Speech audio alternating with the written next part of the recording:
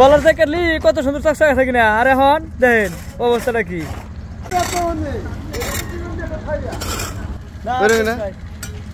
এই যে আসলে ইট ভাটায় যারা কাজ করে দেখুন কি পরিমাণ আসলে ময়লা শরীরে নিয়ে কাজ করে। আসলে এক ভাই বলছে যে ইট ভাটায় কাজ করলে কাজ শেষে যখন বাড়িতে যায় তখন কিন্তু বউ পোলাপানে তাদেরকে চেনে না, এরকম কথা বলেছে। ইট ভাটার চেম্বারে যখন ইট সাজানোর পর এভাবে পাথর কয়লা দেওয়া হয়, আগুনের শিখা জ্বলতেছে ভিতরে।